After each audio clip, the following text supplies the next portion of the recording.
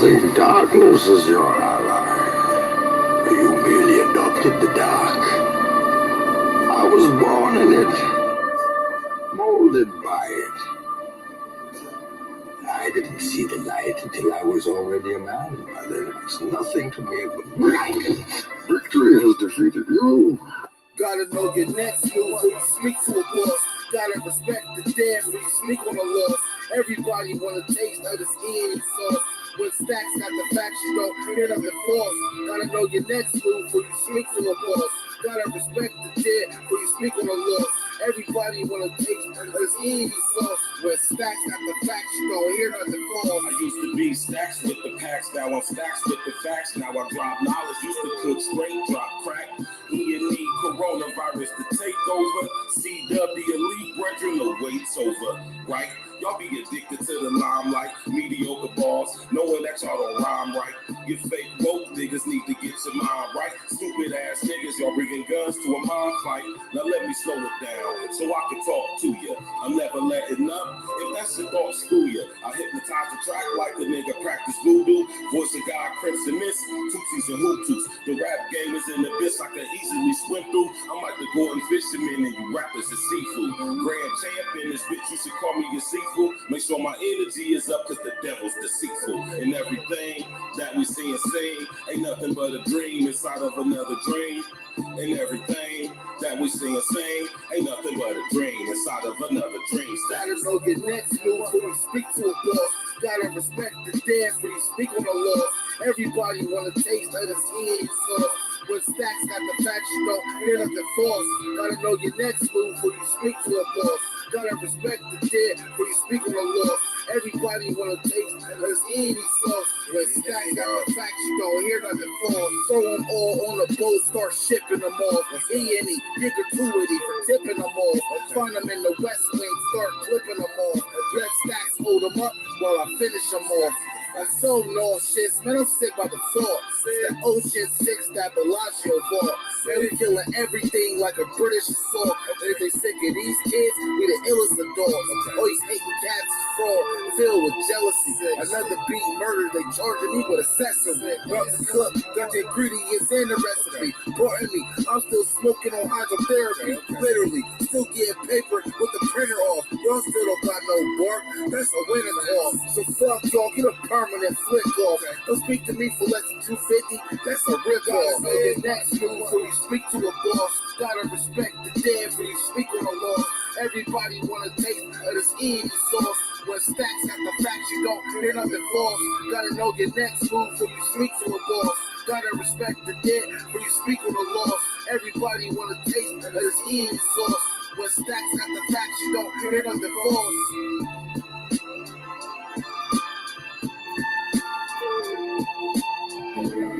I being poor, and only my dreams. I spread my dreams under your feet.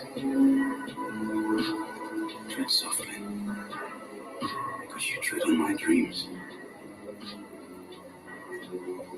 I assume you dream. Yeah. What up? Y'all already know what it is. It's your brother Virgil Beard, aka Stacks with the Facts. And y'all know y'all tuned in to another episode of Real Talk Podcast. Smash that like button, click on the subscribe page. Make sure it's in tomorrow. Right? What's good with everybody, man? How is everybody doing today? Right?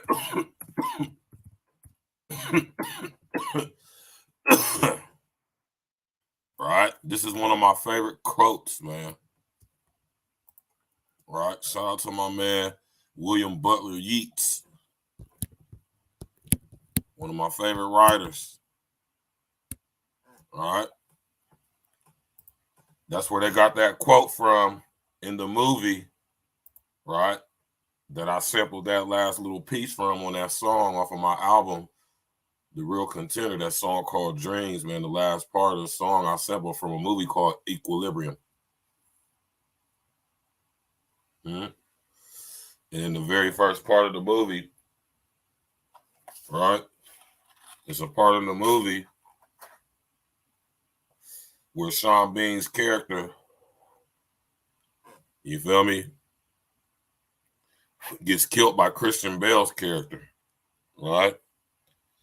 And he was reading a book by W.B. Yeats, this guy on the screen, William Butler Yeats, right? And it's a famous quote, "But I, being poor, have only my dreams. I have spread my dreams under your feet. Tread softly, because you tread on my dreams. I assume that y'all dream." Right? That's one of my favorite quotes of all time. Right? Last time I did this show, the first one, right? A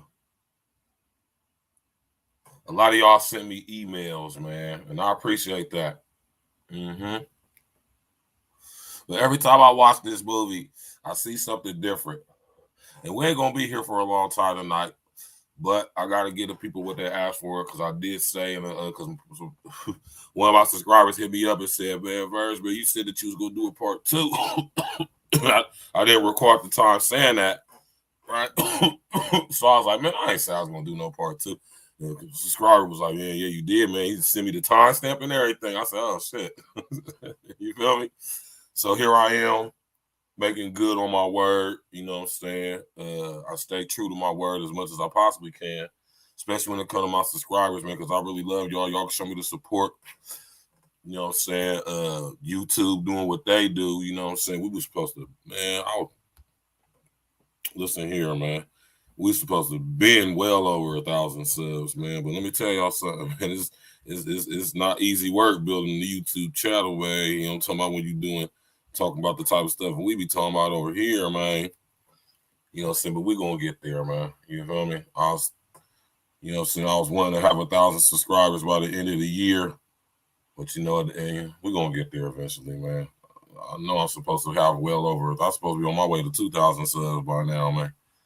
But YouTube playing with whatever they do, so it's all good. We ain't tripping. We're going to still do what we do regardless. Now, on part 1, I broke down the names of ex-slaver families, right, which are all associated with the movie Leave the World Behind, right? Shout out to W.B. Yeats, man. All right.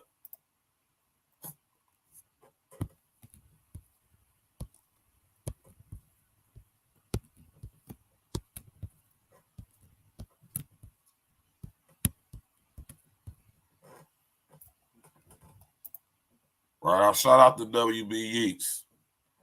And I believe where I left off the last time, we were talking about the Huxley family and the Jenga families and all of that stuff, right? There's a few things that I did get to touch on that we're going to go over tonight. And like I said, we ain't going to be here all night. There's no need to drag this out long, pause, but we're going to get to it, man, right? Put a number 11 in the chat if you have seen this movie yet, right?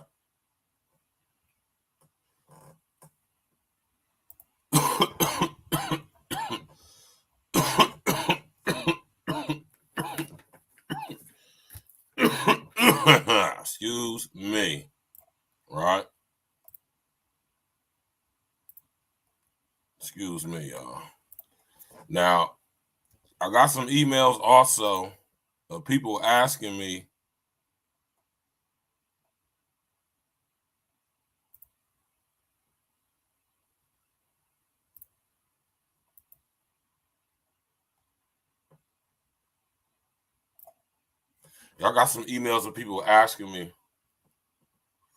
what was the deal with all the deer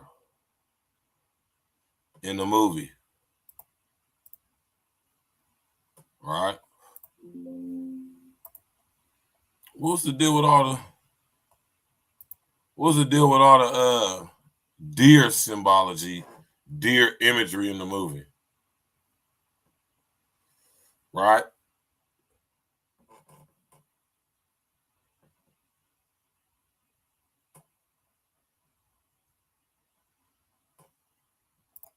I know I was wondering that myself. You know what I'm saying? But then as I started to pay attention, I'm like, oh, okay. Right. Shout out to the homie Larry Gators, man. And his impeccable research team. Right. And as I started to look at the movie and pay attention to the deer imagery, it began to dawn on me like, man, hold on, right? There's something to this deer. Something to this deer symbology, right? What y'all know about Mesoamerican mythology, which is closely related in the distant relative of Greek mythology?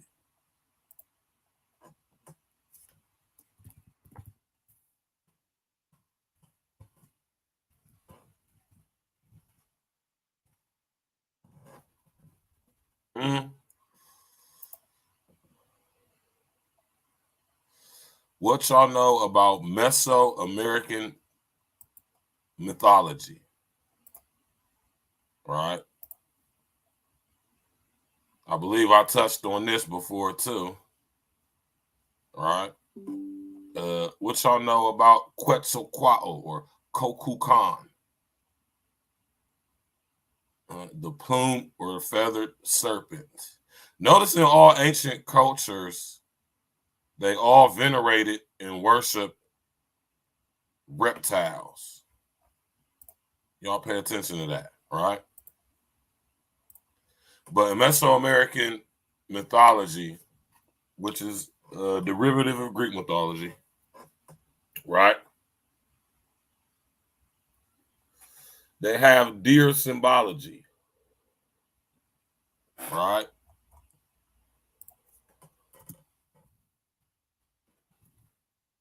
Right?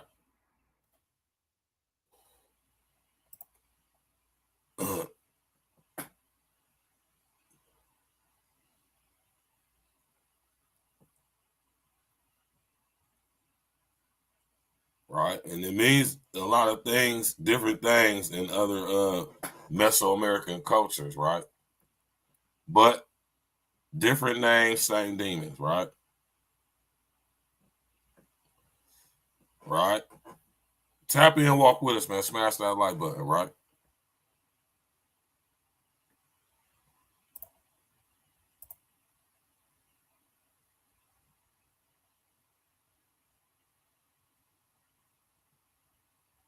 Right? Deer symbology and imagery means a lot or means similar but different things in all of Mesoamerican cultures. Mesoamerican, we have the Aztecs, the Mayans, the Olmecs. You hear me? The you know what I mean, the Hopi Indians, you know what I'm saying, or the Hopi natives, you know what I'm talking about, the Sioux, you know what I'm talking about, the all the old ancient indigenous peoples, right? The Hopi being one of the oldest, if not the oldest. You understand me? But in Mesoamerican mythology, deer symbolism, all right, was associated with death.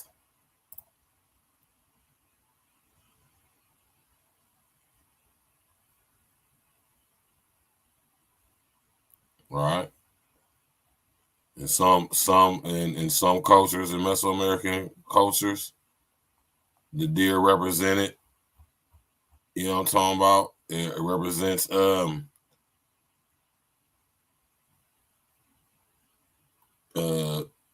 the incarnation of deities, an object of worship, a magical disguise or enchantment curse for princesses and princes. you know.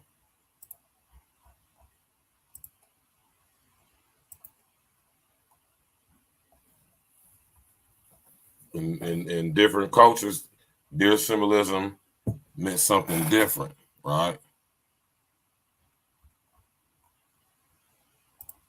So, you know, throughout the different cultures of Mesoamerican mythology, some of the few what I named, the deer symbolism meant a lot of different things, but the main thing that connected on them all is that all these different cultures, when it came to deer represented death, right? Or ensuing chaos. You know what I'm talking about?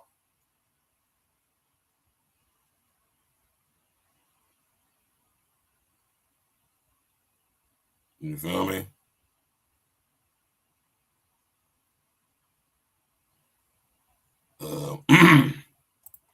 Deer also was associated, you know what I'm talking about, with the Aztec god Tlaloc or Tlaloc or Tlaloc,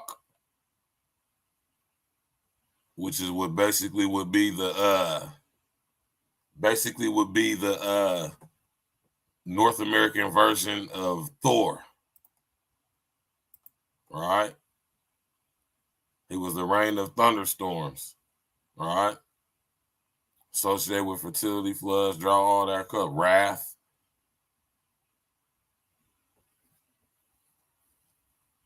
You know, deer symbolism,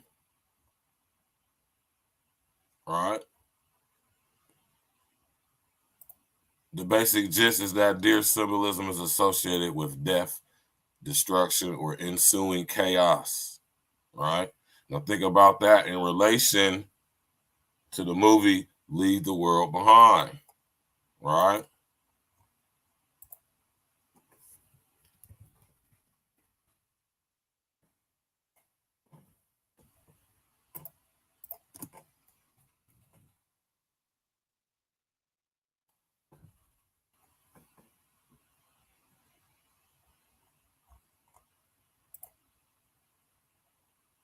All the different scenes where the deer just came from out of everywhere, right?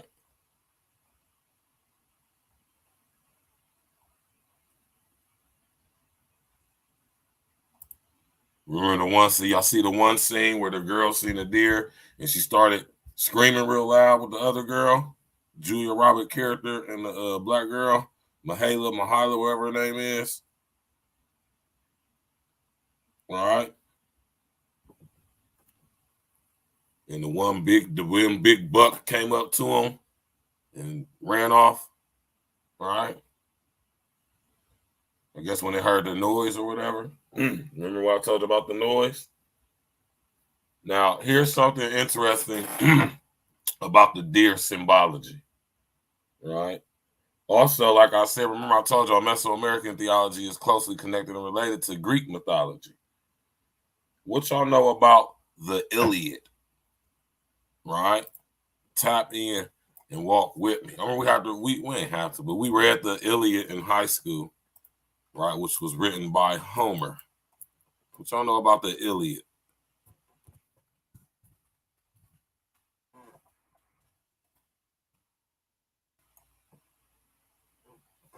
Huh?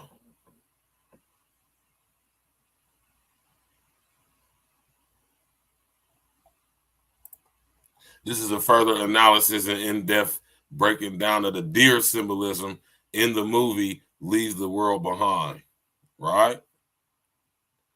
What y'all know about the Iliad? You hear me?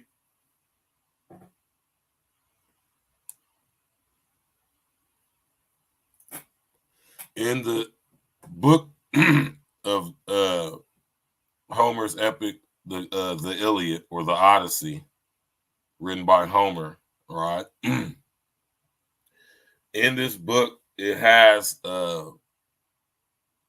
deer symbolism in it as well, right? In the book or the story of the Iliad, I should say, they have sacrificing of deer in there, right? They sacrificed deer, right?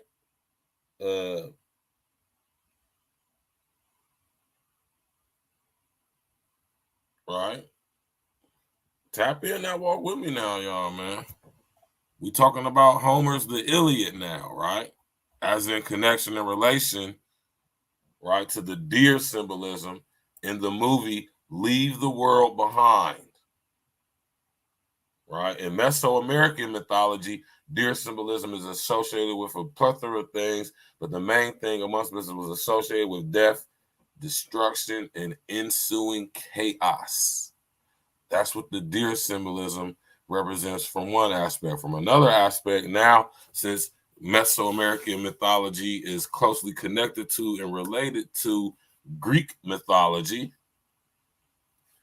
the same symbolism applies in Greek mythology. An example of this deer symbolism representing death, destruction, ensuing chaos as well. In the Greek, the deer symbolism was represented in the story The Iliad by Homer, right?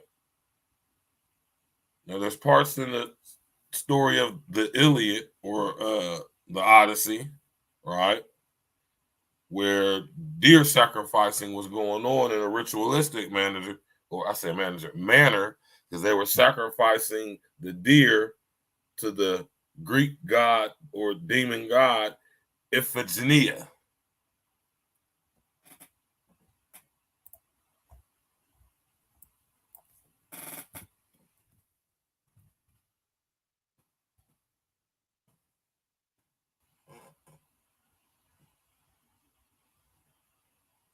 Mm-hmm.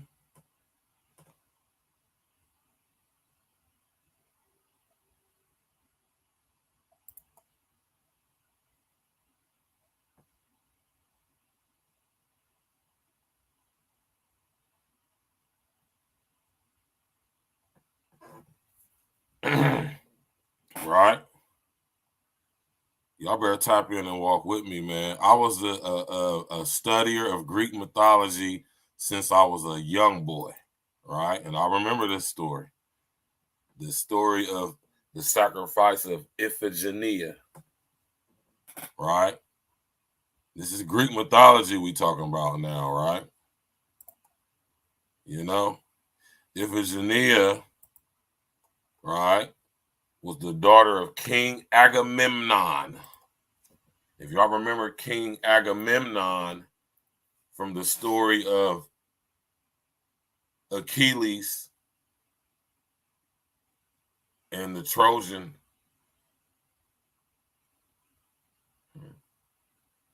Agamemnon go back to my fault. I'm getting my story, not Achilles, but Agamemnon was the name of the king. If you ever seen the movie the Titans, or what was that movie called, man? Not the Titans, but my man Henry Cavill played in that movie, man. I can't remember what that movie was called, man.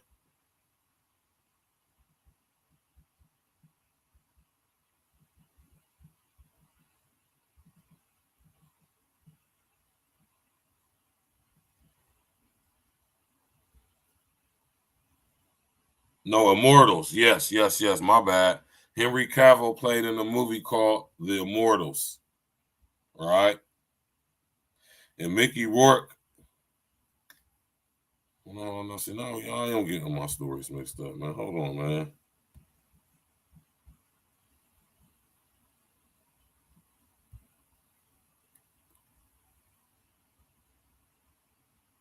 I'm getting. I had my story correct the first time. I'm tripping. With I'm bugging on hard, man. Now, but King Agamemnon was the king in the story of Achilles in the Trojan War, right? And Iphigenia was the daughter of Agamemnon, right? Right?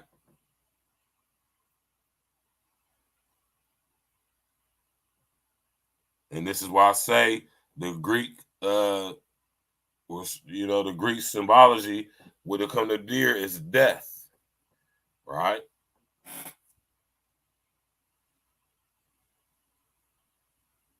You know, Agamemnon basically killed one of Artemis's deer or stags. Artemis in Greek mythology was known to have a mythical yet mortal herd of deer or stags, what they call them. And let me pull it up on the screen for y'all, man. Give y'all confirmation and the information on my man Sinful the Peace. Say rest in the essence is sinful, man. You know what I'm talking about?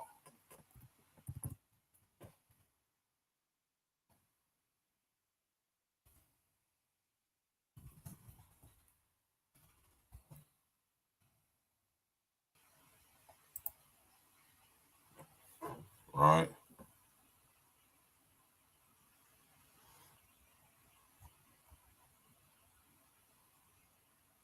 All right.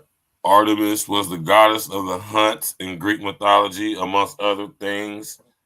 Sexual seduction, amongst other things. Demon, deity, goddess, lowercase g. Right.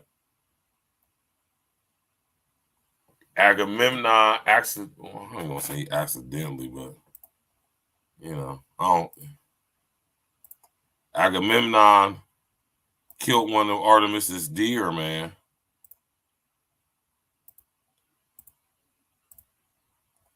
Right? In the story, Agamemnon offends the goddess Artemis on his way to the Trojan War by hunting and killing one of Artemis's sacred stags. Right?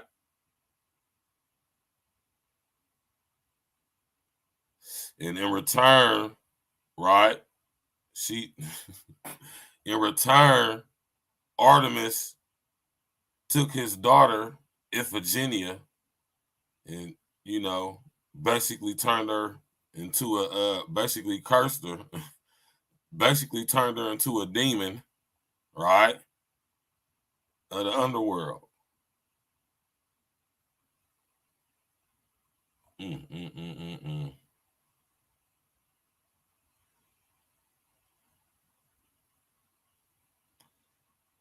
Yeah, man.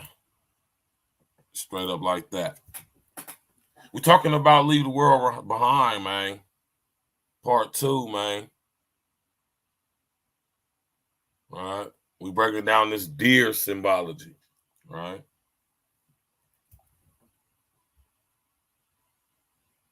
Also in Greek mythology, in ancient Greek culture,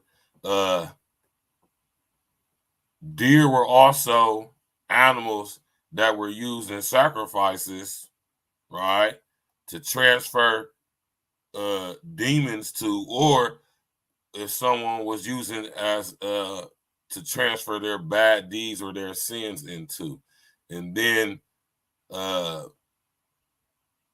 they would kill them, and then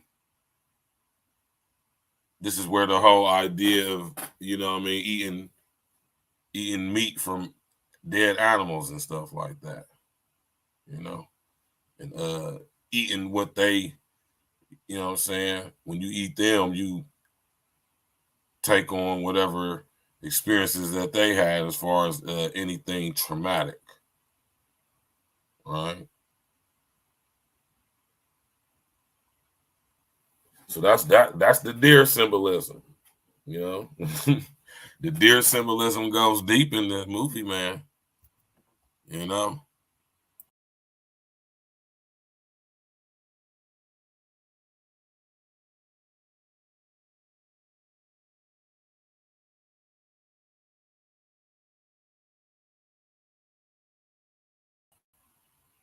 The deer symbolism goes deep, man.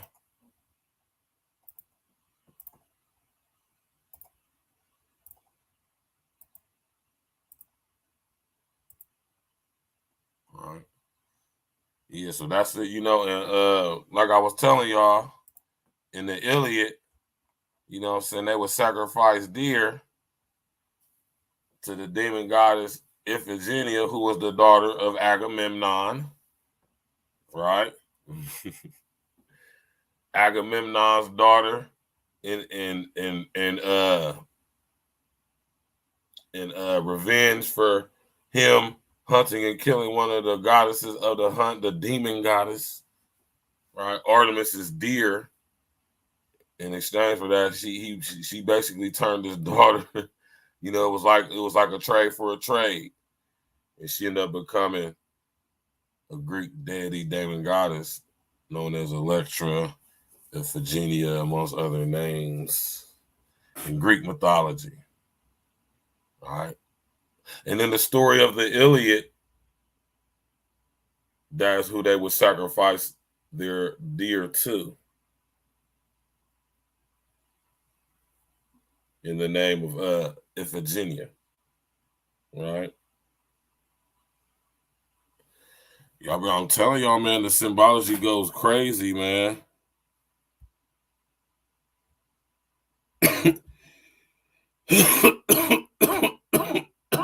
Excuse me, y'all. Right? Tap in and walk with me, man. You know what I'm saying? We're going to get to it, man. Ain't nothing to it but to do it. And you know we're going to do it like we used to. It. Smash that like button, click on the bell, and subscribe to the page, man. Now, I want y'all to pay attention. All right?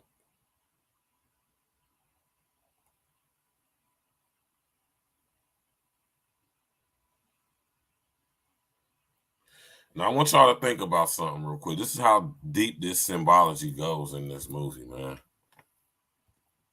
All right?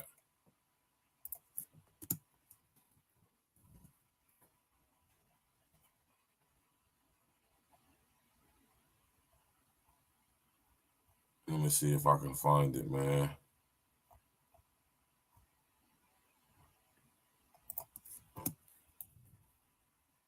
Let's see if I can get intricate with it.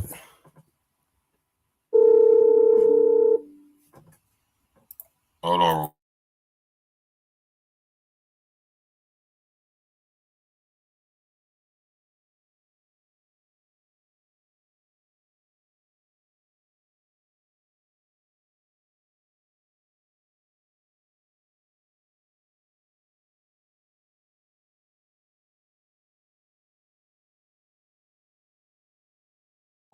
Yeah, my bad. I had to answer that phone call. But yeah, man, it's a scene in the movie when they was on the beach, right? Hold on, let me see if I can find it.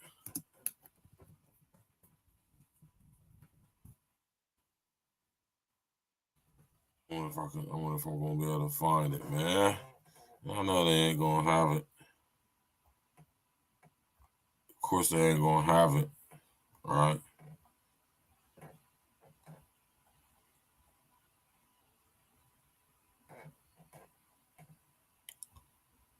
Damn, man, they ain't got it on here, man. Right?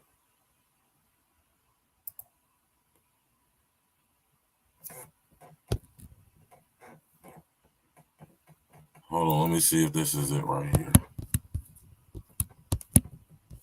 Okay, I can't tell.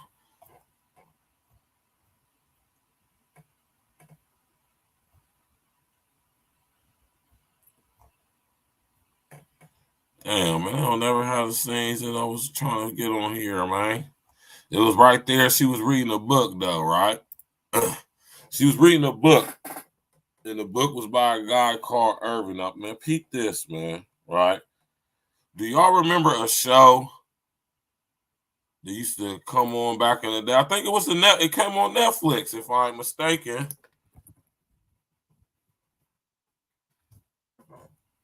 Y'all remember Mr. Robot?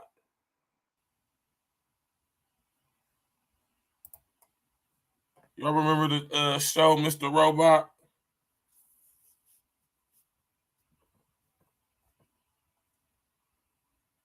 Right? Well, the same guy who created Mr. Robot created the movie Leave the World Behind. What's the guy's name?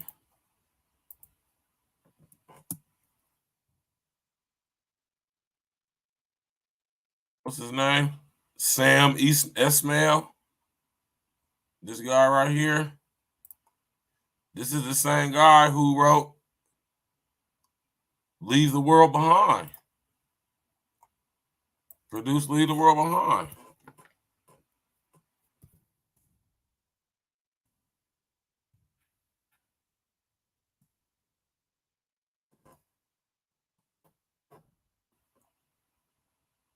All right.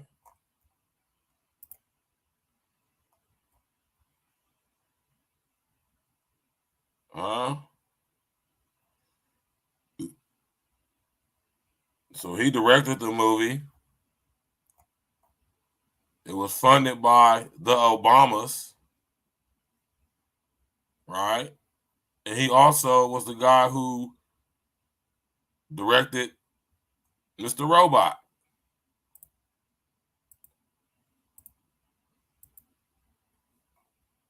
Now, in Mr. Robot, there was a character called Irving.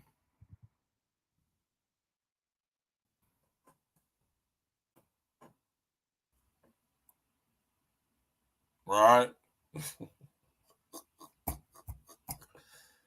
Right?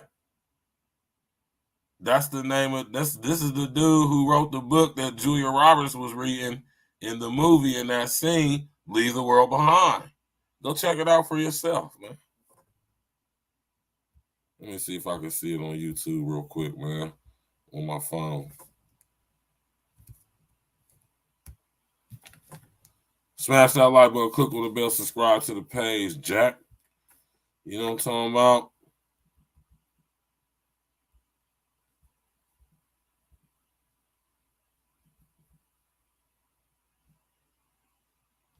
Let me see if I can find it.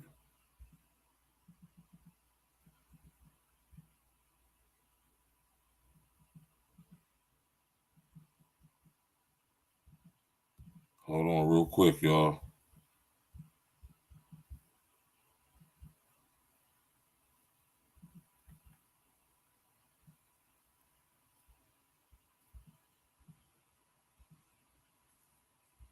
Let me see if I can see it real quick.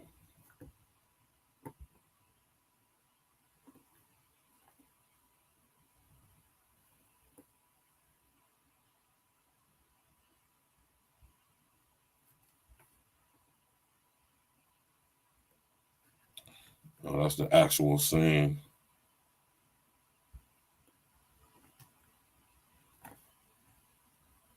Hold on, I think I got it right here, y'all.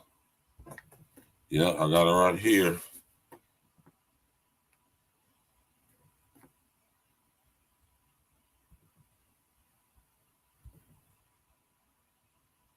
Hold on, I'm about to pull it up on the screen, y'all.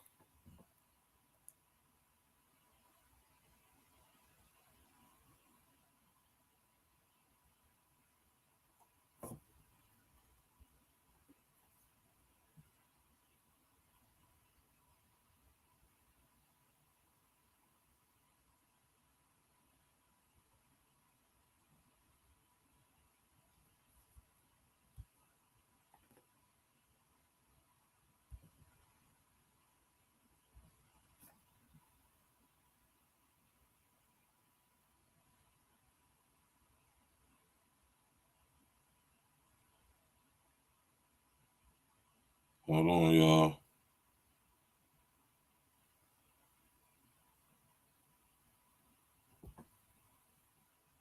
I think I found it, man.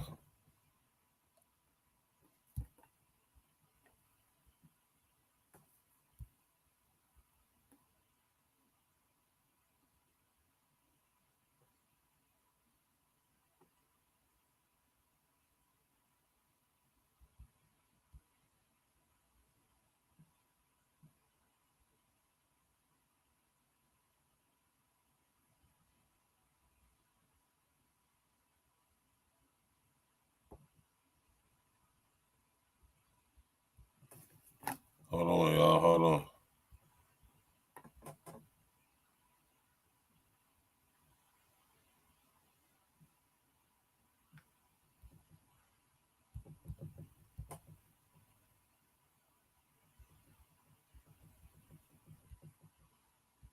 Hold on, y'all. Hold on. Bear with me.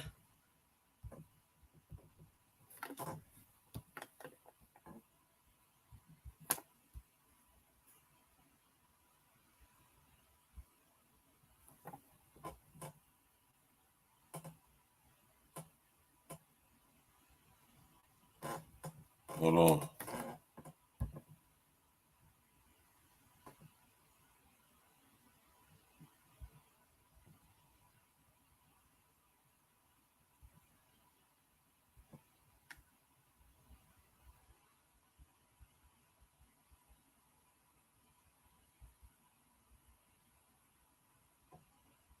Hold on.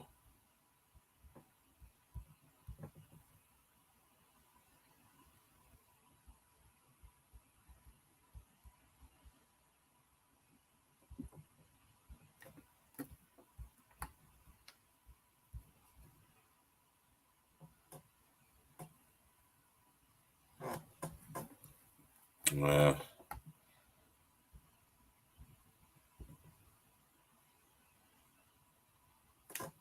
Hold on real quick, y'all.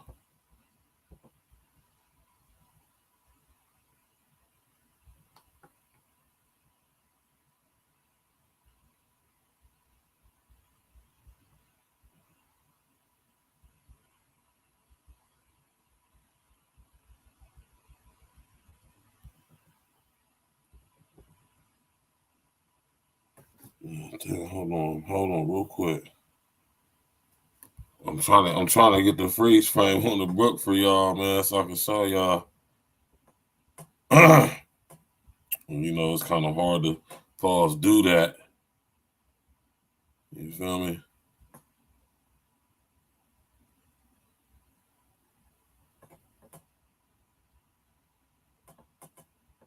Hold on, I think I almost got it, man.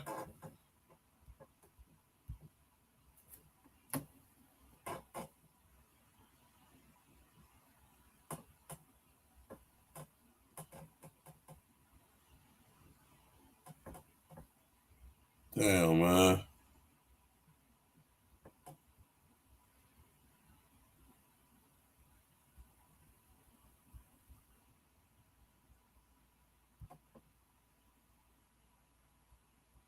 Hold on, almost got it, man. You gotta time it right on time. Oh, there we go. Yeah, she reading a book called Beach Towel. Right?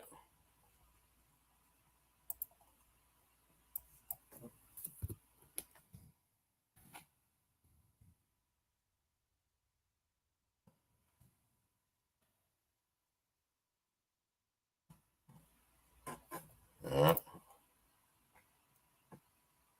Yeah, this is the book she was reading right here. Yep, by Otto Irving. Right? See, I gotta give y'all confirmation of the information, man. You feel me? Julia Roberts' character was reading this book right here when that scene in the movie where the boat came up on shore. The boat was called the White Lion. I already broke that down to y'all as well. The White Lion was the name of a slave ship that was owned by many different families, all of which are characters in the name of the movie named after. The Sanfords, the Jengas. They was playing Jenga. You know, the what's the name? The other family, GH. Oh, I can't remember what their last name was though, right off bat. But all of them families, the name I broke that down to let show the names of the families that owned the White Lion slave ship. Right. Julia Roberts' character was reading a book called Beach Towel. Right. A novel by Otto Irving. Otto Irving. Right.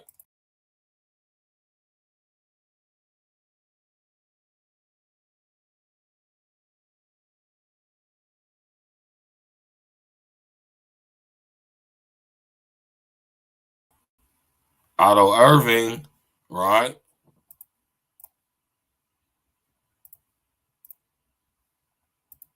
Otto Irving was the name of the character on this series, right? In the series, I should say.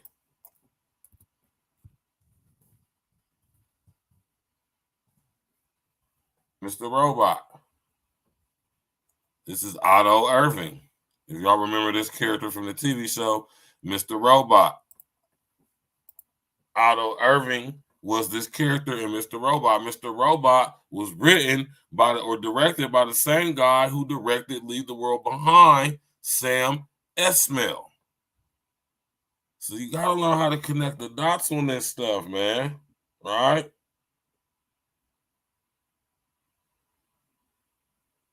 You gotta learn how to connect the dots on this stuff, man. You know? So the movie is very cryptic. Indeed. Right? Now, this is very, very telling right here as well, because if y'all remember the TV show Mr. Robot, y'all know what that was about, right? That was a show about people hacking and all that type stuff. Hold on real quick, y'all.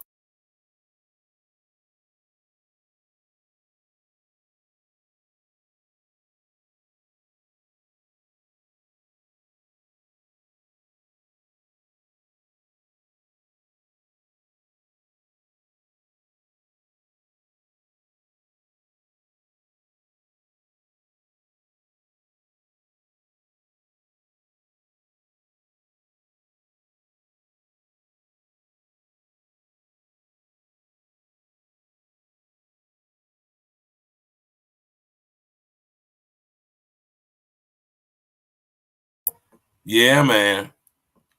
You know,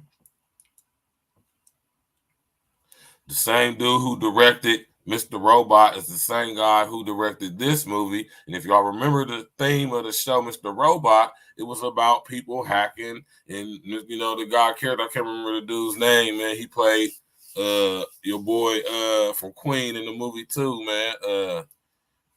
You know what I'm talking about?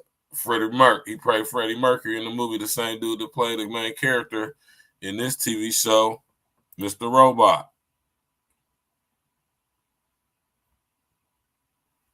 You know? Romany something, I think that's his name. Weird looking dude. You feel me? Weird looking boy. You know what I'm talking about? And so just like in Leave the World Behind, is a cyber attack happened, right? Which led, right, to decrease in population, massive destruction, government shutdown, societal collapse. Right? This is all in Leave the World Behind. So I mean, you gotta connect the dots on this stuff, man. You know what I mean? Stuff like that, man. You know, you gotta pay attention to detail, man. You know? The thing is, who is Sam Esmail connected to? The Obamas. Speaking of the Obamas, right? Do y'all recall the artwork that was hanging up in the movie Leave the World Behind?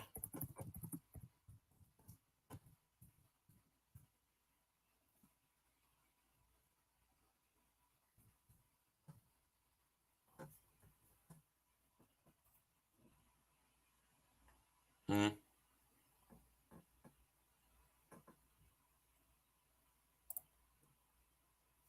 Y'all remember this painting in the movie when she first walks in?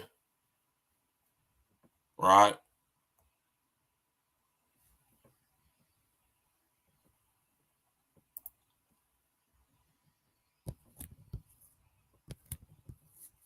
When she first walked in, the painting was calm. You know, you can see the sky, you can see the sunset, and the waves just was rolling. It's almost as if you were on the helm of the boat, right? And as the movie progresses, right, the waves just get choppier and choppier and choppier, right?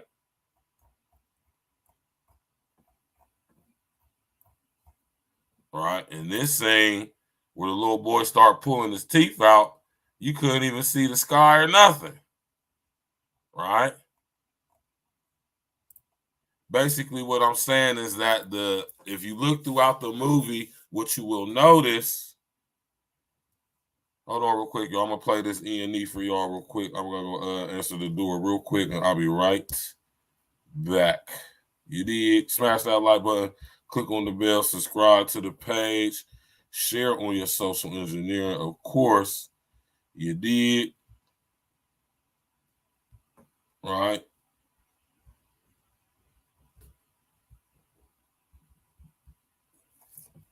Listen to this E&E real quick. This Trill Vibes music real quick, Jack.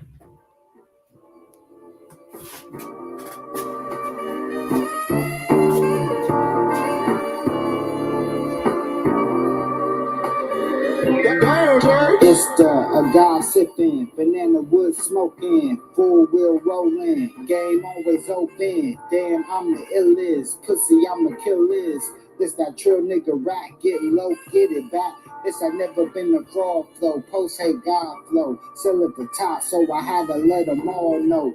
Brunch on the coast, man, the views looking great. The next play, my beat band, my house on the lake. So fuck what haters say, ain't no way they relate. I just play it how I play, now I need another say. Told them lame niggas catch up.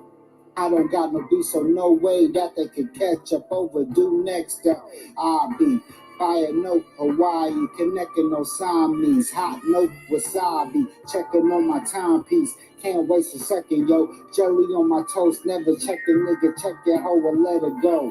I ain't never been a rest haven, y'all niggas crutches, just a couple of things I think about while splitting my Dutchess, not to be fucked with, but cooler than the iceberg. When I swerve, all eyes on from every flatbird. Now my passport tatted like the J train in Brooklyn. Washing dishes at the table, now a G's cooking. She tasted better than grandmama's soul food. Old fools always say the most when they old news. I sound dope over horns, I speak royalty. Sent her home early cause you be a non-king. You niggas need to learn how to play your role. Everybody ain't started, all these chains ain't real gold. They be smiling in your face, probably party with your enemy. No matter what, never let them drain you of your energy. King.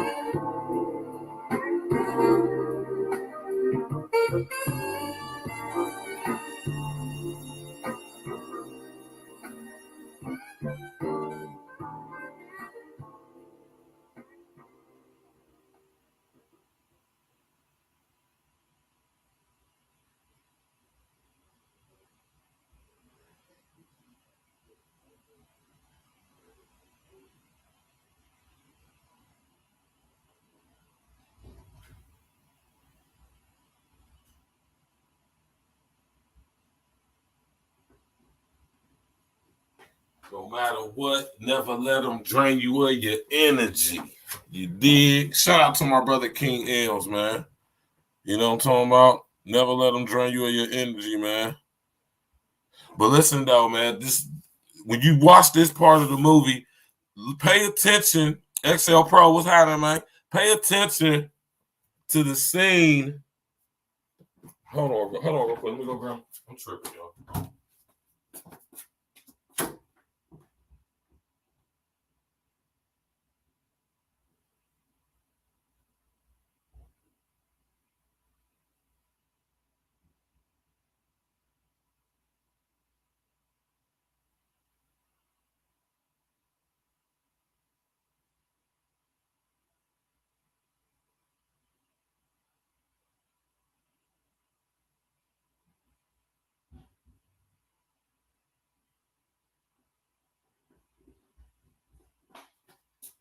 Got my damn drink, man. My bad, y'all. But yeah, though, man. Pay attention as you watch this movie, and pay attention to when they in the bedroom and they constantly showing the scenes, right, with the painting on the wall of the ocean. Notice when the movie first comes on, it's real calm, it's real cool.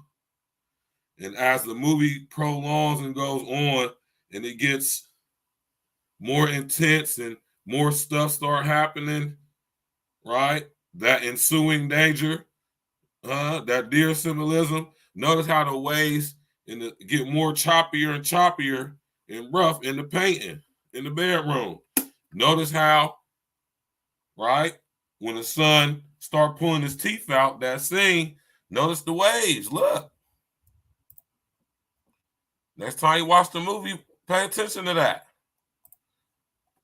Right?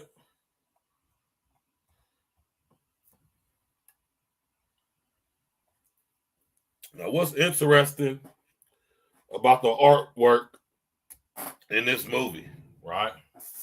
Not only this one, but this one right here too in the living room, right?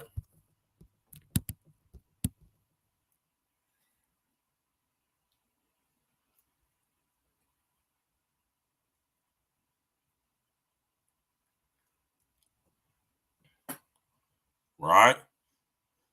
Pay attention, man. Pay attention to the artwork in the living room, right? There's 1, 2, 3, 4, 5, 6, 7, 8, 9, 10, 11, 12 lights. You understand me? He said, I'll try to watch this movie. It's very cryptic, XL Pro, man. It's very cryptic, right? Now, I ain't got to sit here and go into no diatribe about that 12 symbolism. You hear me? If y'all tapping in with me, I would imagine y'all are somewhat familiar with the numerological symbology of the number 12.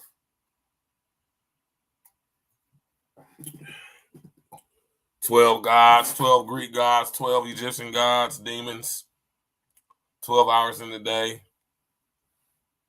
12 disciples. Yeah, man. You know. Now, here's the interesting part about these paintings, right? It's very interesting. Now, y'all know, right? Check that out when y'all watch the movie, man. Notice how every scene, as the movie prolongs and it's getting more intense in the movie, pay attention to the wave scenes in this picture. Pay attention to it. As it look, it's one of them right here. Somebody put it on Twitter or X. Right? Notice how when she first go in, it's calm. Right? Then it's getting more choppy. Then it's getting more choppier. Then when they boy pulling this damn teeth out, look at you can't even see the sky no more. You can't see the sky at all. Right? Now, guess what's interesting about both of these paintings? Guess what's very interesting about these paintings, man? In the movie Leave the World Behind, that is. Right?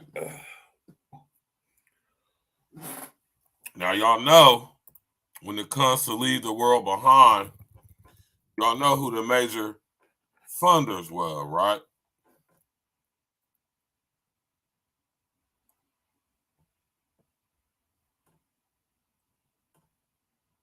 Right?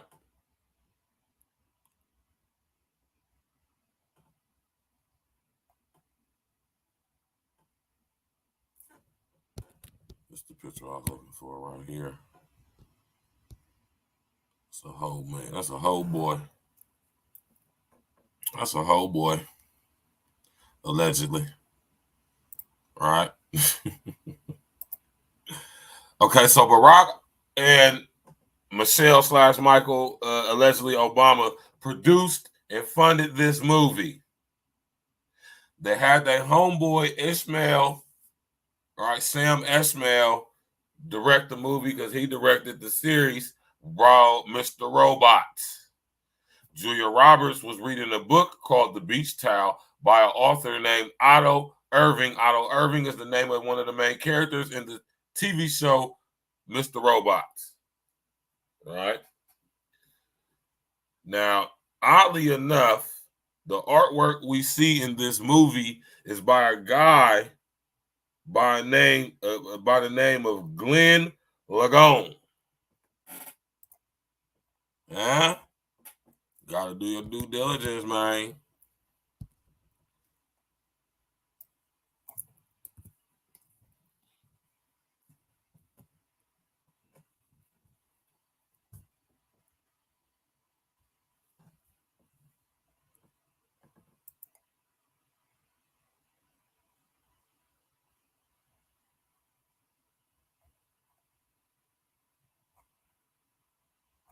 Oh.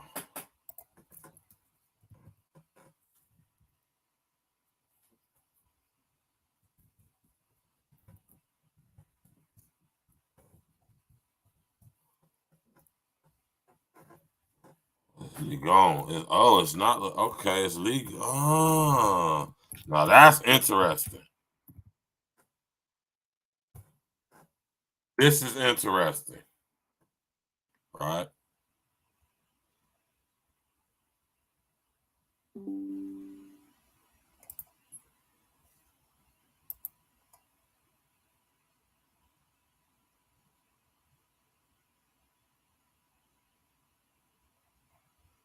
Right. All the artwork in that movie is by this guy, Glenn Ligon, right?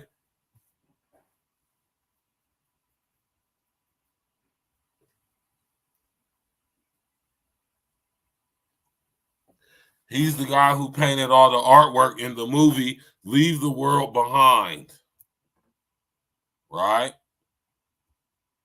And in Leave the World Behind, if y'all remember this scene right here,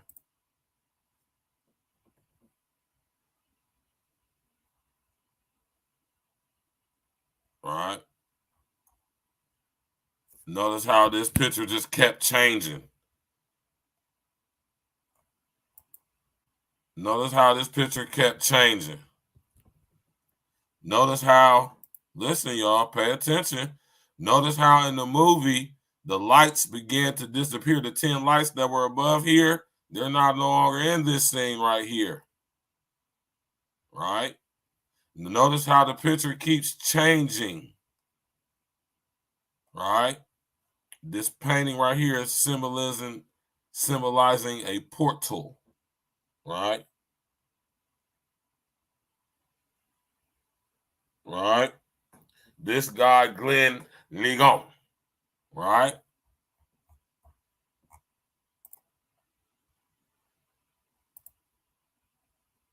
This boy Glenn Ligon. This dude right here. Kind of look like my homeboy J's a little bit. He look like J's a little bit, y'all, man. Anyway, Glenn Ligon is the artist who painted all those paintings in the movie Leave the World Behind. The one of the ocean behind the bedroom. He also painted the one in the living room. He's a conceptual artist.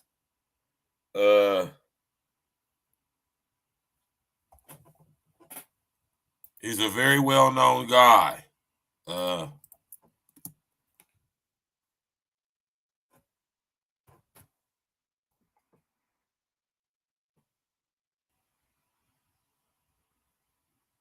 He went to Wesleyan University, right?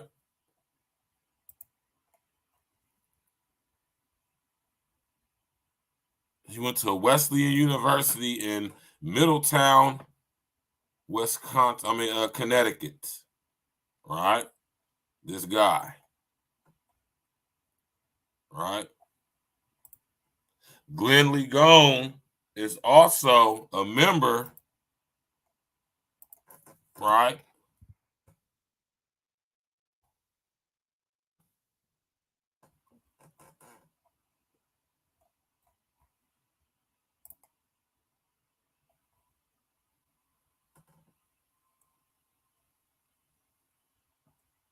Right?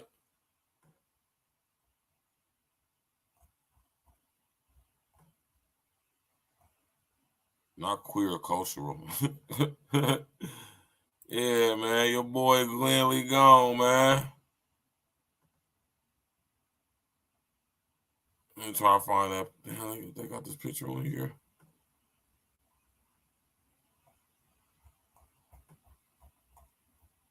Oh, shit, man. I ain't got it on here.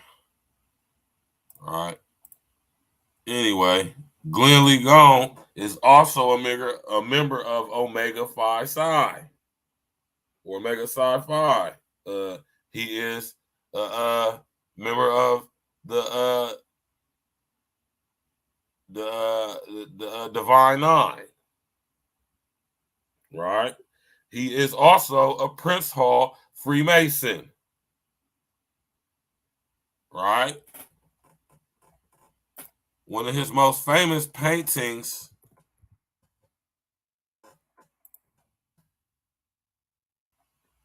right? This is one of his most famous paintings, man.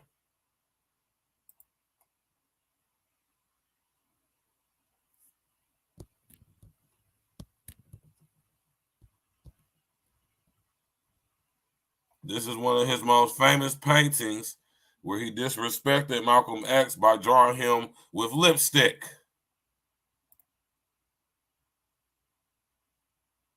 And if y'all haven't guessed it by now, Glenn Lee Gone is definitely a fun boy and an advocate of the fun boy LGBTQ LMNOP barbecue committee agenda.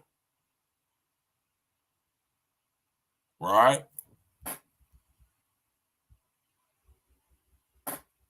Hold on real quick, huh?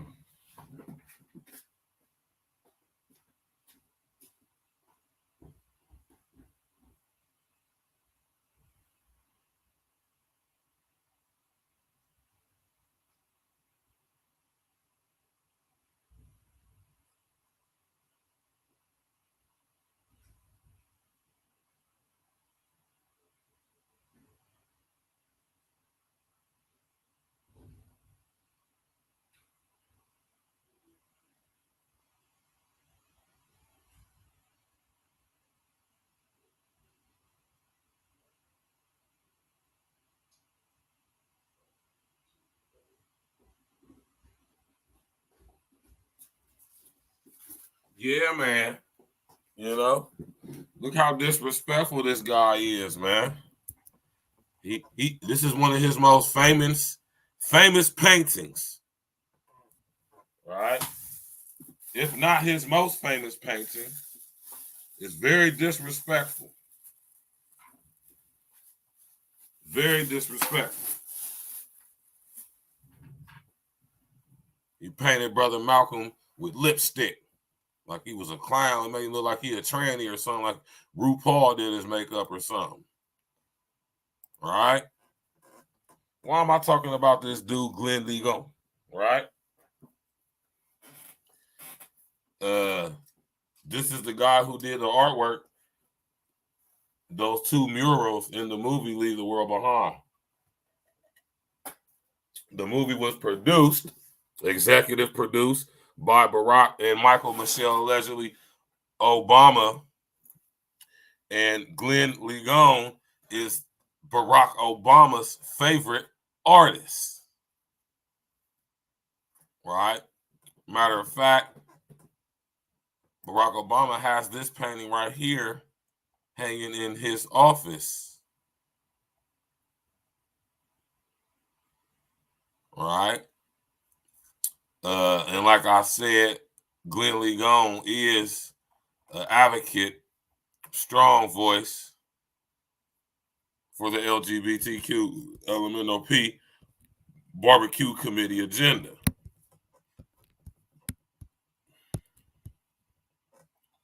right? So every aspect of this movie, right, is super cryptic. And you know what I mean? You gotta have the eyes to see through this stuff, man. You hear me, man? You gotta have the eyes to see through it, Jack. You feel me? So when you think about all the now, this is what I want to ask y'all. Do you think that the Obamas don't know this? Everything I'm telling y'all? You think they don't know about this stuff?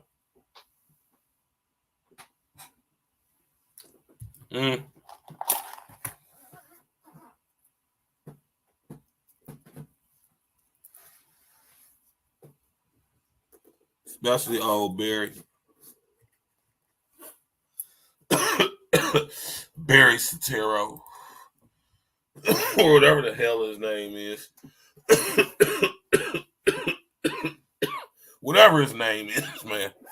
Right? I heard they're supposed to be coming out with a part 2 to this movie. That's going to be interesting. Right? Yeah, man. When it comes to doing your due diligence, man, you feel me? You want to make sure you take your time, brother. That's why I said I had to watch this movie like 4 or 5 times, Jack. You know? And like I said, every time I watch it, I see something new. See something different. But I couldn't help but see a lot of this obvious shit. Excuse me. I couldn't help to see a lot of this obvious shit, like the stuff with the deer symbolism. The noticing of the names of these people, the city of where they was at, the White Lion ship washing up on shore, the different families, the Jenga family, the Hanna family, right? The Sanford family. You know what I mean? All the Huxleys, right? I can't help but notice all this stuff. This stuff sticks out to me, man. You know? I'm looking at the paintings on the wall. As I'm watching the movie, I notice every scene, the paintings change. The one in the bedroom and the one in the living room. I noticed the scene in the movies, or the scenes in the movie, right? When they were showing them scenes, man. And I noticed that the painting in the living room, not only did the painting itself keep changing, right? But as the movie progressed, I noticed that the lights weren't there, right? In this scene, which is like the first scene, all of it's 12 lights right there. And then in this scene, when stuff started going crazy, or the day after stuff started going crazy, the painting is all crazy looking. And it just kept changing. And it reminded me of that scene, right? It reminded me of that scene in the movie The Devil's Advocate. All right.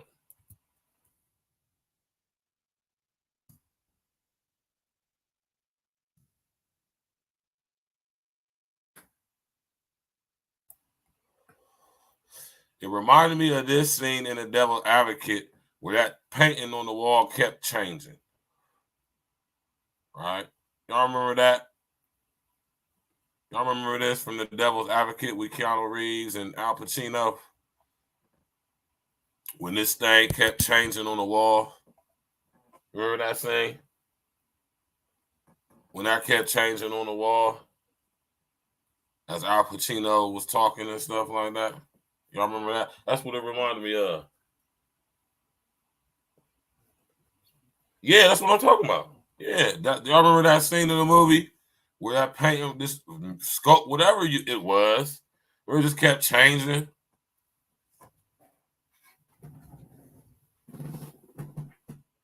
Remember it kept changing?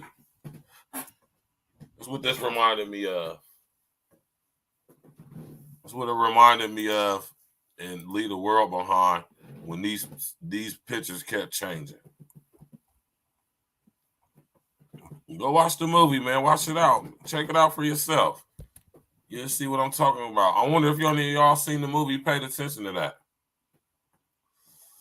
When she first came in the house, when she laid on the bed, like, oh. The scene was calm. You could see the sun behind it or the moon or whatever that is. You can even see the shoreline and the sky. Right? When it get crazier and crazier in the movie, even to the part where the little boy damn teeth start falling out, he got bit by that goddamn bug, man. When he was in the woods, he got bit by that bug. Now, you remember, dude, Mahershala Ali's character, G.H. Thomas, another family that owned the White Lion, the Thomas family. Right? He was talking about back in 2008, if y'all remember, in the Philippines, when them two little Philippine boys sent out that bug that was called the love bug, that was a virus infiltrating people through their email and cost the world economy about $86 billion. Y'all remember that? That was really happened. That was something that happened around the time of the economic crash over here in 2008. When, oddly enough, your homeboy Barack Obama was in office. Oddly enough, Barack Obama, along with his husband, wife, we don't know, maybe, who cares, who knows, really, what, produced this movie.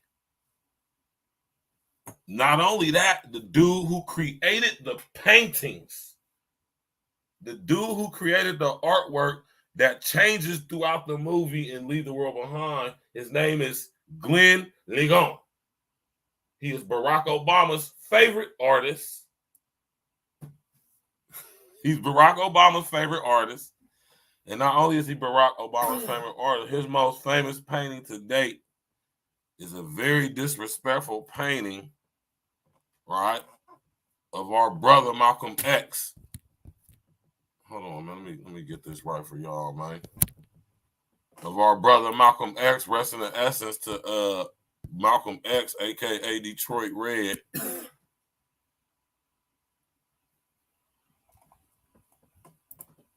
Right? This is his painting of our brother Malcolm X. He got our brother Malcolm X looking like a goddamn fairy. When you see this picture of Malcolm X, this is disrespectful. He got lipstick on. He got the little things on his cheeks. See, Glenn Ligon. That's Barack Obama's favorite artist. You know? The Huxleys. The scene in the movie when they went to their neighbor's house, right? Mahershala Ali and Ethan Hawke's character, and the Huxley sign was broken. Let me see if I can find that picture. That's disrespectful, ain't it, man?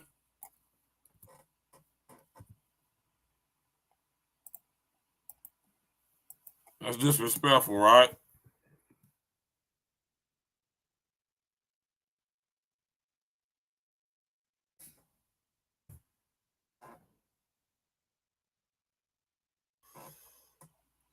No, that ain't gonna show that on here. But if y'all remember in the movie when they went to the neighbor's house, the front when they went on the front porch, the sign was broken and it was hanging. It said Huxleys. So the name of the people who lived there were the Huxleys, right? Who are the Huxleys? Y'all hear me talk about these Huxley dudes all the time.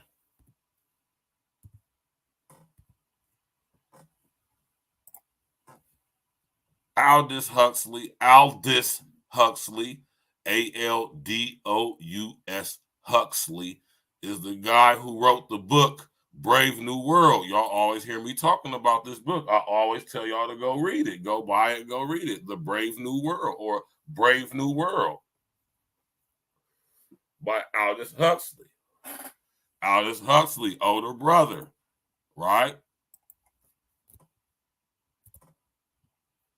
His older brother's name was Julian Huxley, right? His older brother was Julian Huxley, one of the founding members of UNICEF or UNESCO. Aldous Huxley, older brother Julian Huxley, right? Who was a transhumanist. Oddly enough, his little brother wrote a book about basically a transhuman society where human beings were no longer born, they were grown basically in hatcheries, right? In classes, alpha, beta, sigma, delta, epsilon, right? And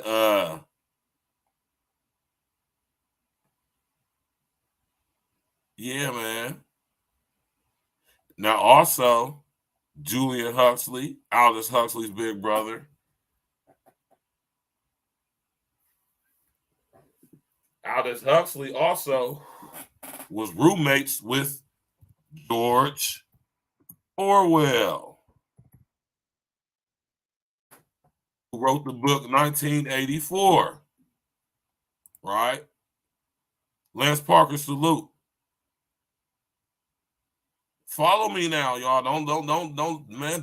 Hey, man. I know I'm talking fast and I'm going to seem like I'm going off in tangents, but you got to walk with me, man.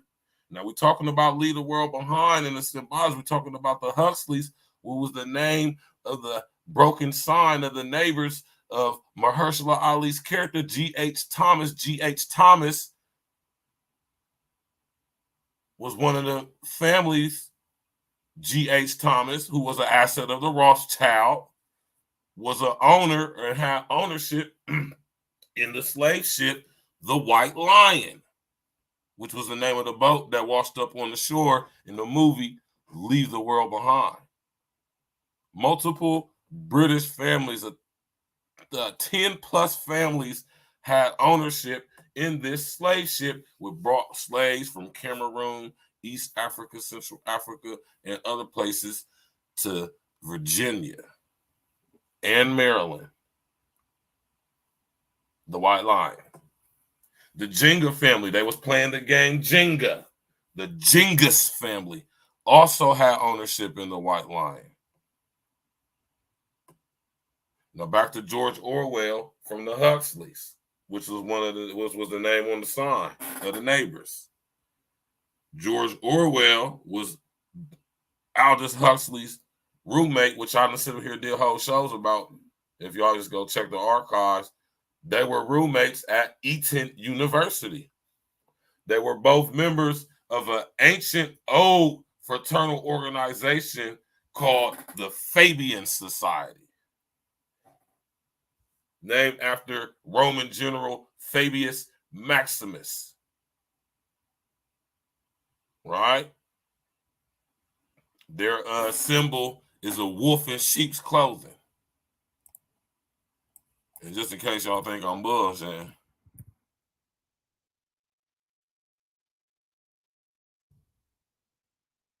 confirmation of the information.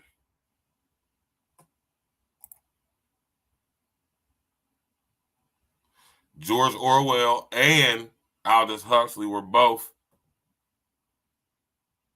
members of the Fabian Society. They were also roommates at Eton University. Right? Why did I bring up the Orwells? And it's crazy that I did that or do that because the Orwell family, right, had ownership in the White Lion as well. But George Orwell's real name isn't George Orwell. His real name is Eric Blair. He is a descendant of the ancient Blair aristocratic family from out of Britain. Right? One of the prime ministers of Great Britain was Tony Blair. You did? The people are all related, man. They're all related. Right? But the Orwell bloodline, like I said, they had ownership in the White Lion as well. So it's just all type of symbology all throughout this movie. Man, ain't that something though, man? The dude who made this artwork in this movie,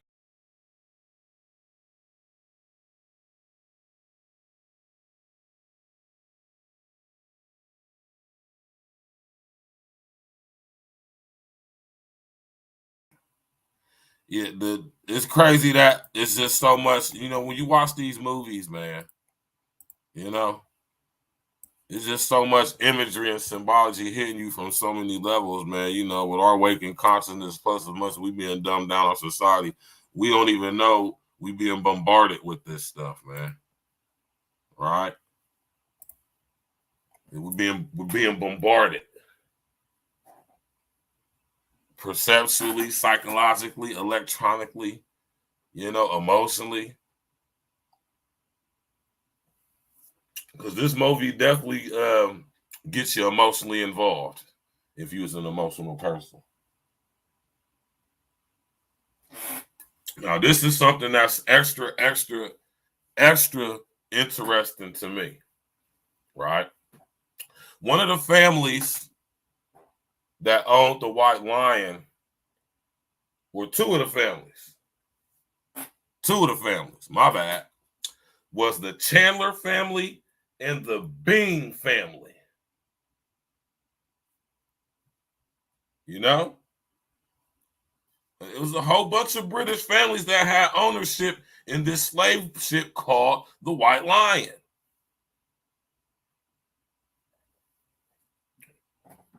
Right?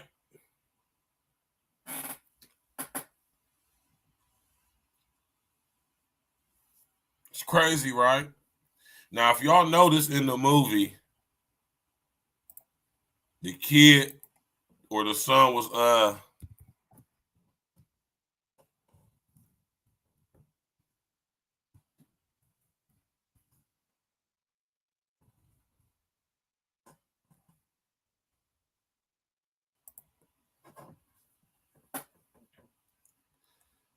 now if y'all remember in the movie on the tablet and at the end of the movie,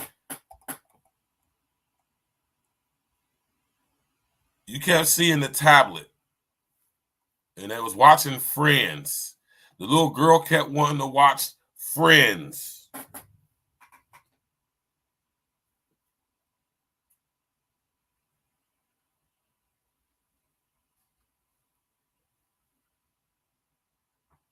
They were watching Friends on the tablet, brethren and sister. The final season, right? The final season, right?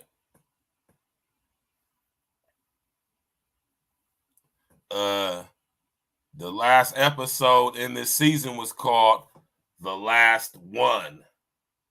Now, remember when I told y'all in the other show, when I broke down the economic inductance, right, of the different stages of economic failure of a cryptocurrency, and one of them was called The Last One. It was called The House, The Noise, or The House, The Curve, The Noise, and The Last One. Those were the four sections of the movie. Oddly enough, those four things, the house, the curve, the noise, the last one, are names, right? Codes, if you would. Code names for instances or stages that occur when countries or governments are implementing intentional digital economic failure. Now, how many of y'all sit up there and understand what I just said, man? Season 10, episode 7, or whatever episode it was, The Last One, right? was the last episode of Friends, season 10.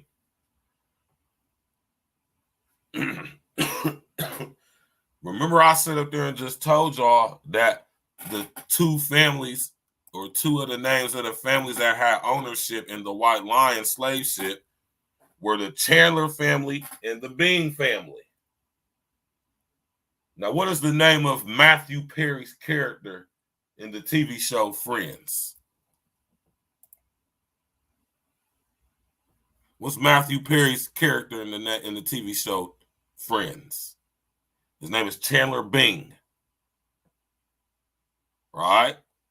Oddly enough, Chandler Bing, Matthew Perry, mysteriously comes up dead earlier this year or late last year. Now they're coming out with all type of evidence out of nowhere that it was some type of alleged overdose of some drugs or some combination with some, I don't know, something they saying to align us about, right? But Matthew Perry, what was he doing? He managed to stay pretty obscure and out of the way, off the scene, since, you know, the whole Friends thing ended about 20 years ago. Right? Now, what was Matthew Perry involved with? Right?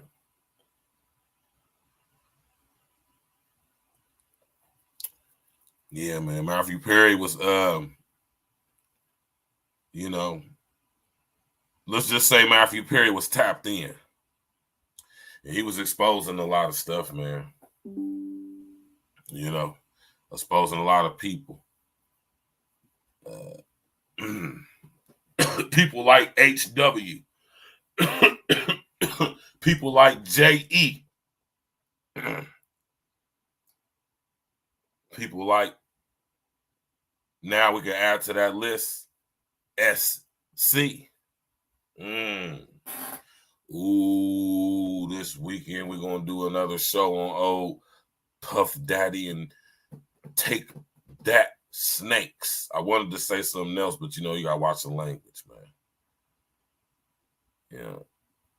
Oh, man. It's just crazy how stuff come across my desk, man. Right? I'm going to do a show on old P. Diddy and TD Snakes. And we're going to sit up here and, man, y'all going to be like, what? You understand me? Y'all going to be like, what? These dudes, man, you know, fun boy ass dudes, man. Going down smoking. I'm telling y'all, 2024 gonna be an interesting year, man. You hear me? 2024 gonna be a very interesting year, man.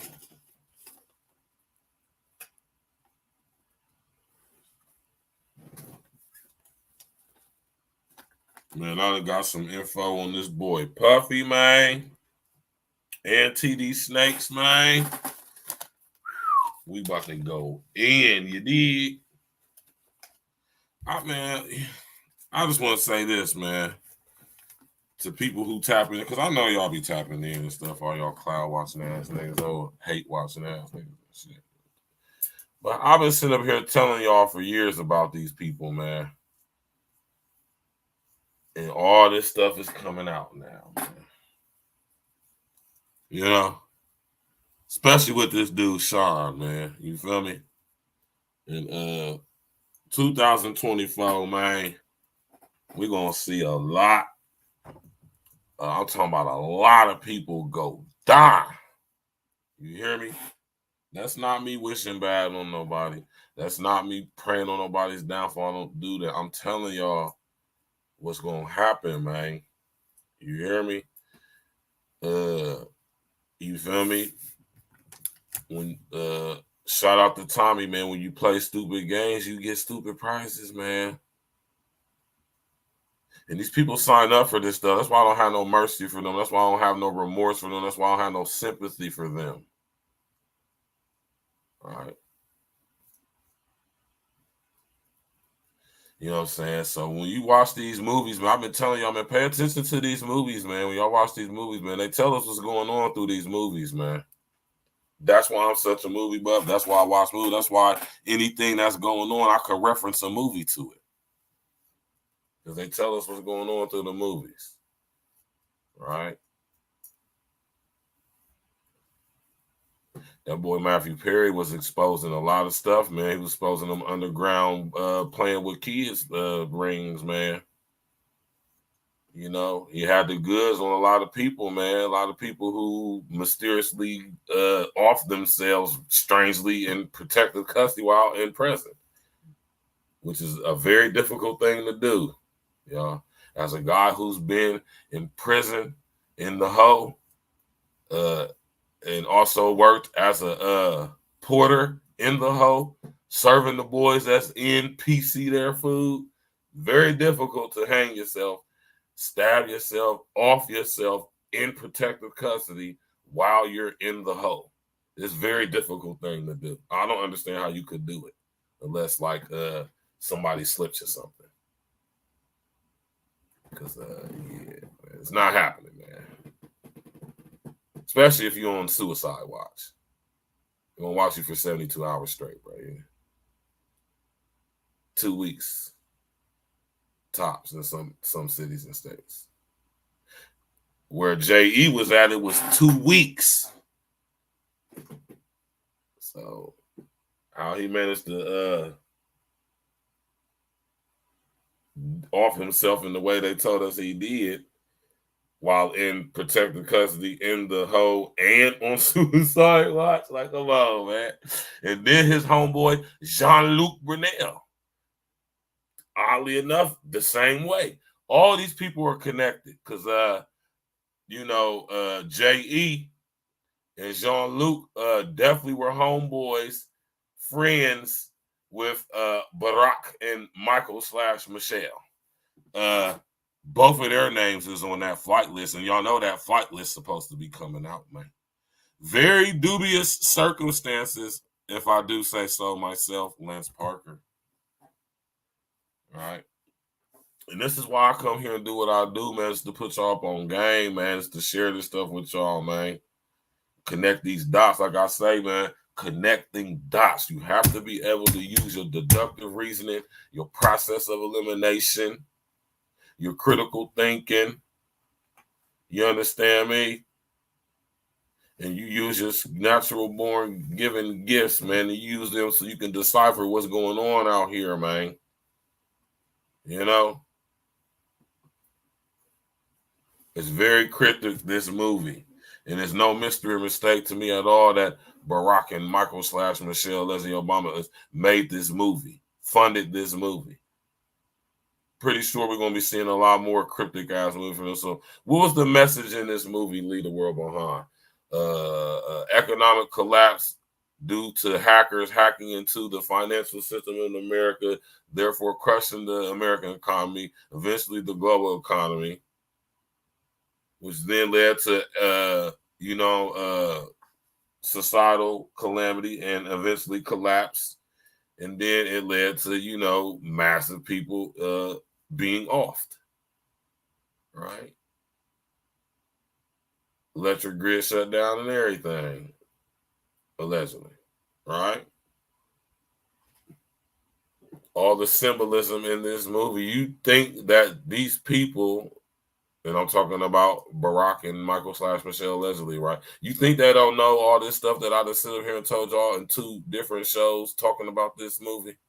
You think they ain't knowing none of this? Do you think they don't know this stuff that I've been conveyed to y'all? Very cryptic, man. Remember the t-shirt Ethan Hawke character had on? The Bikini Kill? I think her name was Susie Hanna. Created the band called Bikini Kill in 1990.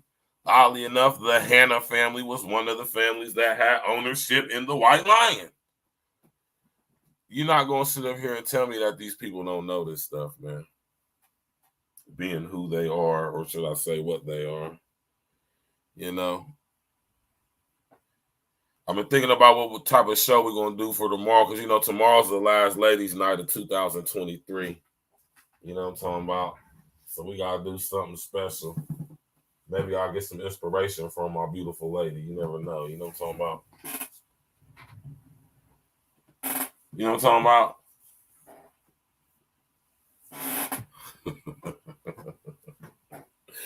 You know, thanks everybody for coming out tonight, man. You know what I mean? Hey, man, y'all go watch this movie, man. Hopefully y'all been taking notes. And oh, hold on. Something else I want to talk to y'all about, too. Real quick before we get up through. Now, y'all remember the scene, and I spoke on this briefly last show, but I didn't really break it down all the way, right? Y'all see the scene where Julia Roberts went to the store and she sang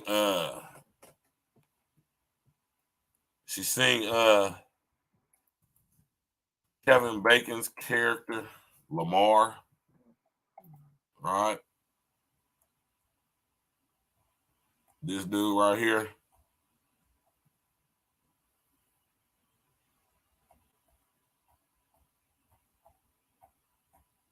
Let me see if I can find that scene.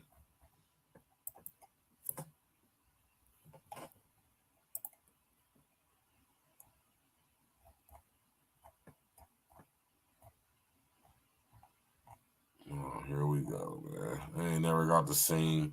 You got to get real specific with it, man. You feel me? Let me see if I can find that. Let me do that. Lay the world behind. Leave the world behind.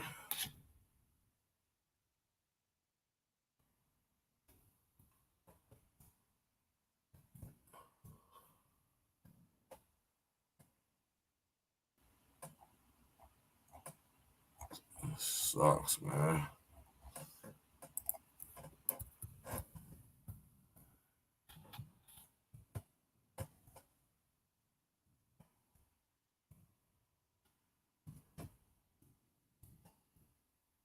Kevin Bacon, descendant of the infamous Bacon bloodline. Lord Francis Bacon.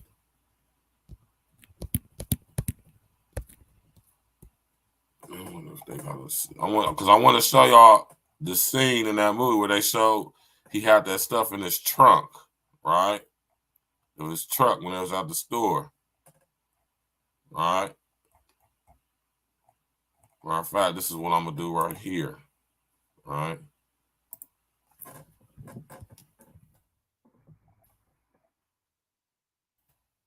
I'm gonna just pull it up on YouTube and I'm gonna freeze frame it real quick.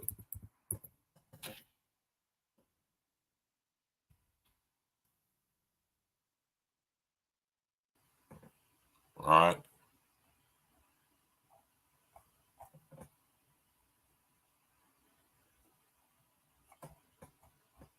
I don't want to make it all difficult to find the damn scene, man.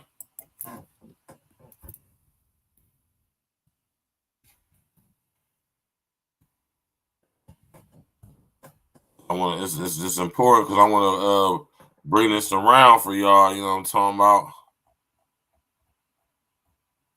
When it comes to the Mr. Robot thing, right?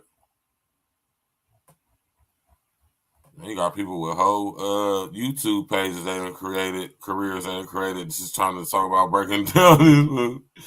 That's funny as hell, man. I don't knock it though. You feel me? We ain't no haters over here. You know what I'm talking about? Figure it out, man. You know, I ain't about to keep looking for that picture, man. Oh man, I'm working on chapter 2 right now. I ain't gonna lie, I've been procrastinating, man, but I actually am writing chapter 2 right now, man. I want to about to give me a new computer in a couple weeks, man, so I can get the memory wiped off of this one and use this to store all my stuff I'm writing for the book. Nah, but I just want to say, if y'all go see the movie, right? It's a scene in the movie where Julia Roberts and Kevin Bacon are at the country county store or whatever, right? He has some containers in the back of his truck, the pickup bed of his truck, called E-Corp. The little yellow and black bins, they say E-Corp on them, right? In the movie, or should I say in the series, Mr. Robot, the name of the corporation in there was called the Evil Corporation. The same guy, Sam Esmail, who directed Mr. Robot, also directed this movie, Leave the World Behind. Also is friends with and campaign supporter of, right, when he was in office, or when he was running for office, Barack Obama. Right? And I'm self-publishing too. So, you know what I'm saying? We going good through, man. Thank y'all for coming out tonight, man. You know what I'm saying? I'm going to come up with an idea for tomorrow. So, you know, tomorrow's the last ladies' night of 2023. You know what I'm saying?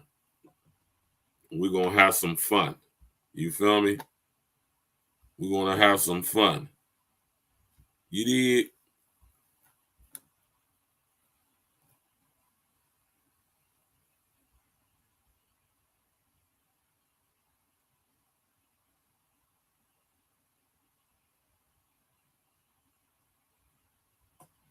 Yeah, man. We're going to come up with an interesting topic for tomorrow night's show. You know, y'all enjoy the rest of y'all evening, man. You know what I'm saying? We're going to get them through. You know what I mean? I appreciate everybody coming in, tapping in. You know what I'm talking about? Y'all could be anywhere in the world, but you're right here with me. And you know I appreciate that, right? Smash that like button, click on the bell, subscribe to the page, man. Share on your social engineering. You know what I'm saying? We're going to have something planned for y'all for New Year's Eve. You know what I'm saying? This weekend coming up, Friday night, we got the releasing of the Blanco Peach Mango. This Saturday coming up, we got the listening party for the Legend of Don H. Just dropped last Friday. Or should I say last Saturday? Let's go. We're going to break down that joint. You know what I'm talking about? The album is definitely a classic already. You know, we told you we're going to finish it out the year pretty nice on some music, man. 2024, man. Pause, we go in there. So, man, make sure you just tap in and walk with us. You did. You know what I'm talking about? Appreciate y'all coming out tonight, man. Enjoy the rest of your evening, man. And make sure you smash that like button on your way out, man. Subscribe to the page and all of that. You did.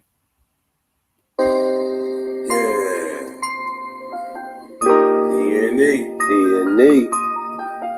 Stacks with the facts. What up, Stacks? I got my man Glitch the Guarantee on the track with me. Glitch the Guarantee. Yeah.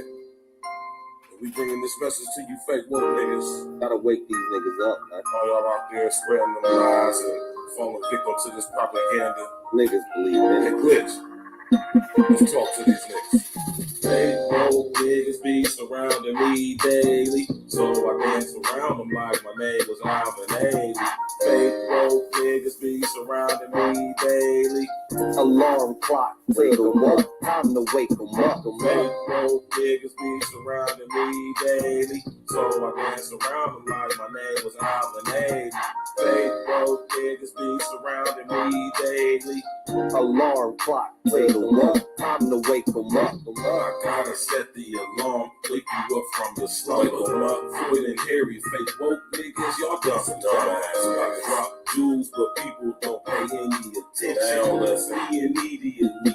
We the wake 'em up henchmen. A lot of times these woke niggas be really sleep. Shit, the price on a nigga's life is extra real cheap. Only the real for my niggas, we all elite. We made a living eating these rappers, nigga, bon appetit. Yeah, pause. Me and my brethren be down for the cause. We gotta come together and tear down all these walls.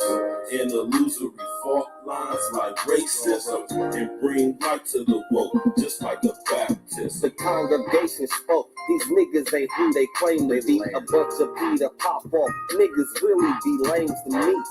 Anytime you at war, it's gonna be casualties. The more we come together, it's easy to beat the enemies. Fake woke niggas be surrounding me daily, so I dance around them like my name was Alvin 80. Fake woke niggas be surrounding me daily. Alarm clock, wake 'em up, time to wake 'em up. Fake woke niggas be surrounding me daily, so I dance around them like my name was Alvin 80. Fake woke niggas be surrounding me daily. Alarm clock, wake 'em up, time to wake 'em up. Alarm clock to the woke, time to wake 'em up.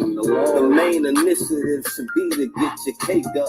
You wave riding niggas need life jackets to stay afloat. Meanwhile, I'm blowing on gas straight from the Ivory Coast. And every post I be hitting always go straight fast. The smart grid is now here. We got a face down low. While they coming with microchips and vaccinations, fake woke niggas perpetuating indoctrination. Fuck this pandemic. This was a damn gimmick. Niggas will believe that their mom died if she still living. Open your eyes, nigga. You can see the lies, nigga. See, we gotta stop letting the blind lead the blind, nigga. And that's the biggest fact, which you better tell these niggas. This Agenda 2030, it's gonna be hell, niggas. Fuck AOC and her new green deal. I'm Neo in this bitch. You want they red pill.